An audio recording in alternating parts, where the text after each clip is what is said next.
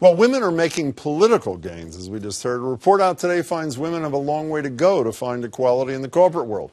In fact, women are losing ground when it comes to positions of power in many Massachusetts companies.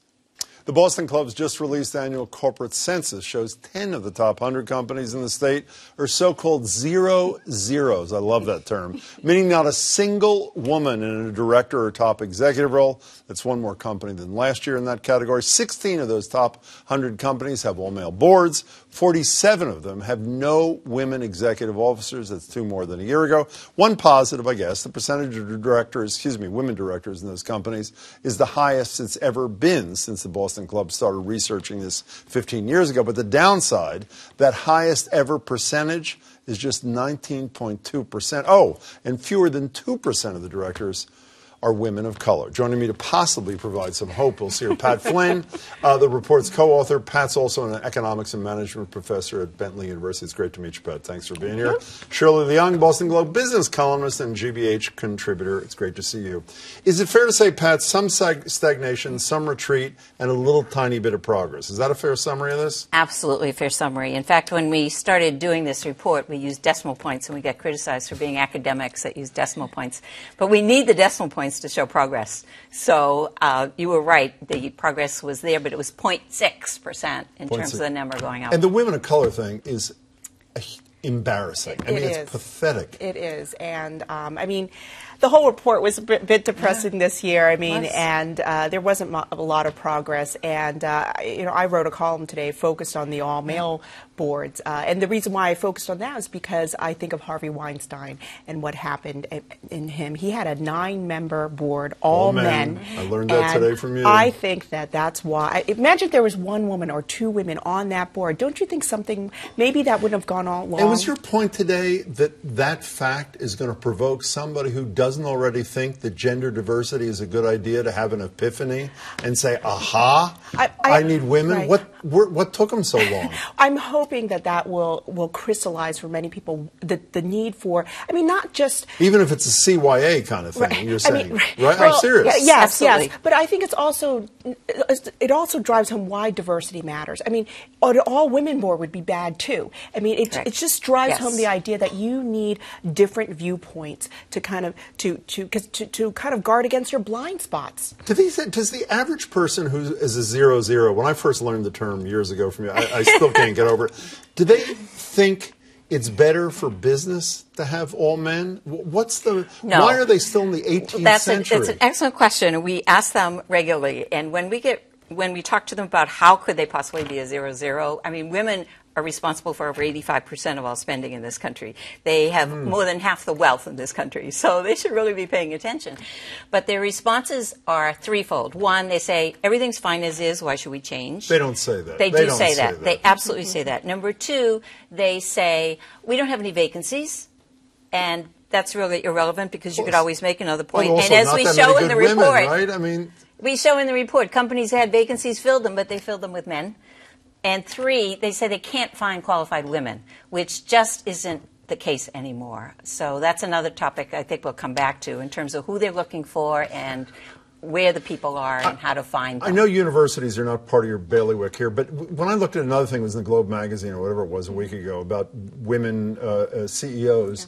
It's clear that there's some industries, this is anecdotal, I could be wrong, you can correct me obviously, that in some industries like universities and healthcare, there are many more women than there are in others. Why do some industries think it's a good thing to have a woman running the show, or at least a part of the group running the show, and others seem to think it doesn't matter at all? What's that about, do you know?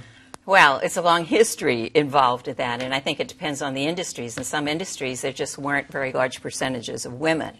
But I think part of the problem even working in the industry, is that what you mean? Part of the problem is, tech you know, there's a study every year, and they ask current directors, wish list, who do you want to get for your new directors? And over 60% still say they want an active CEO.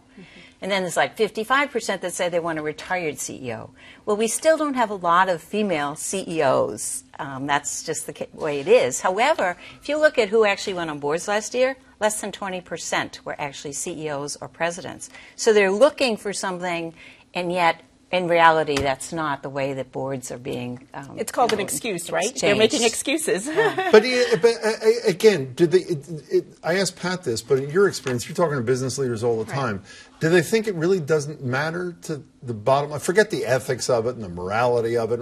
Is a bottom line proposition, which most businesses are. Hopefully they have social responsibility somewhere in their brain. But do they think this is good for their bottom line to be all men or virtually all men? I don't think they really think about it. I think what happens is that it's just always been that way. When you look at all the boards, the boards that never changed, it's always been that way, and there's no focus from the top to change. And so I think you just need someone at the top to say we think diversity matters, or people like you to put pressure. You know, one of my favorite lines ever, which I totally I try to subscribe to, is Justice Brandeis. You know, sunshine is the best disinfectant, but you provide sunshine once a year. It has disinfected nothing. So no, that's not totally true. Well, we've had some progress. Okay, so I don't mean that to disparagingly, but not enough progress. Right, You'd agree. that's absolutely true. So if transparency alone, and it's got to continue, you got to keep beating people over the head with the truth to maybe even embarrass them into doing the right thing. What is this? I'll tell you what one of mine is.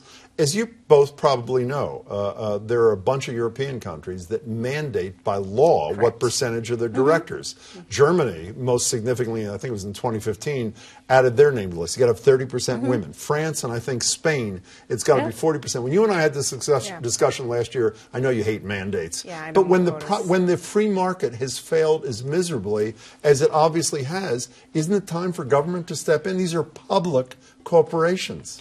I mean, while they have more women probably on boards in Europe, I don't know if that's led to more female CEOs. New York Times says it's led to more women directors. Right, but not executives or CEOs. But I'm just saying that in the U.S., I think the shareholders have the power and the investors have the power. So what's your solution? Shareholder uprising? Yes, and it's happening. You have treasurers across the country, including here, Deb Goldberg, saying we will take our money elsewhere if you do not have diverse boards. $65 billion in pension money. Right. State money would not be invested if you're 0-0? Is that what you're saying? It's not investing. It is voting against the names on the ballot. What do you think the solution is? Well, I don't think the United States is ever going to have a quota. That's just not going to happen. Okay, so what should we do? Another good example is the UK. The UK did it on a private basis. They worked with the FTSE 100 companies and said, this just isn't viable. We have to do something. So they did it voluntarily. Yeah, but the ones that do it voluntarily are the ones that would do it anyway because they care. Isn't that true? Well, they put more pressure on it. So I think what we need, and we've been doing through the Boston Club, is